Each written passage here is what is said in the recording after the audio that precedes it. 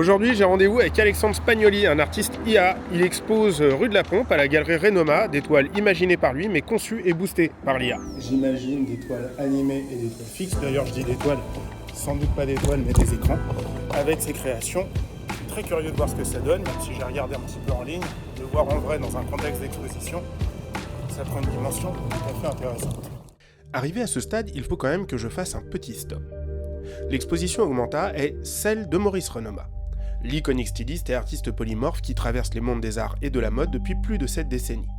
Les œuvres sont pensées par Maurice et les prompts rédigés par des artistes comme Alessandro qui collaborent étroitement avec lui jusqu'à ce que l'œuvre corresponde à la vision artistique initiale.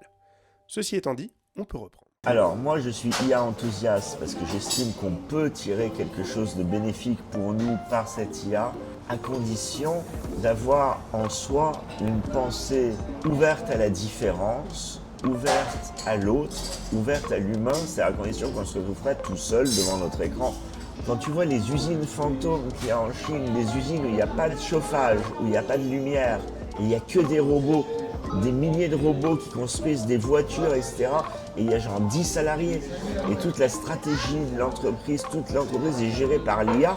Tu te dis, mais du coup, les 100 000 salariés qu'il y avait avant, mais qu'est-ce qu'ils font là?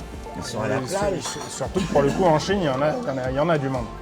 C'est un peu flippant cette invasion de la technologie. Et l'IA est du côté de la technologie. Je me dis, bon bah autant faire avec, essayer de faire quelque chose de cool. Quelque chose qui soit au service de la rencontre entre humains. C'est-à-dire de rencontrer, de se faire rencontrer des idées, de confronter des idées créatives, de confronter des points de vue, de confronter des projets. Tout le monde peut être designer d'intérieur ou architecte ou pilote d'avion. Avec l'IA, il faut le voir comme un assistant, sans tomber dans l'assistanat. Parce que si tu es tombé dans l'assistanat, là, tu n'as plus ta liberté individuelle, ta créativité. Voire tu perds les savoir-faire. Voire tu perds les savoir-faire parce que tu délègues tout.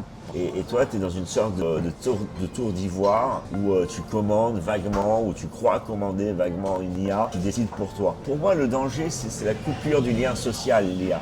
Jacques Chirac parlait de la fracture numérique à l'époque, qui sont avec Internet, qui sont sans. Aujourd'hui, il va y avoir une fracture d'intelligence artificielle. Ceux qui travaillent et qui vivent avec l'intelligence artificielle et qui la gèrent, et ceux qui la subissent, en fait. C'est impossible d'être déconnecté. Combien de gens tu connais qui n'ont pas de téléphone portable? Non, mais il y a enfin, l'Australie qui a interdit portable. les réseaux sociaux au moins de 16 ans. Depuis hier. Mais moi je suis pour. Et même Macron a dit on va faire la même chose ici. Moi je vois ça. J'ai voyagé dans des pays pauvres, en Inde, etc. Le but des jeunes, c'est d'avoir un smartphone. Les gens veulent la connexion. Le monde est pour la connexion. Parce qu'il y a plein de choses bien qui sont permis grâce à cette connexion. Tu peux parler communiquer entre des gens et tout ça. Après malheureusement c'est un jeu de miroir et qui a tendance à te mener vers la solitude face à ton miroir. Moi en tout cas j'ai du mal à imaginer un monde déconnecté à ce stade.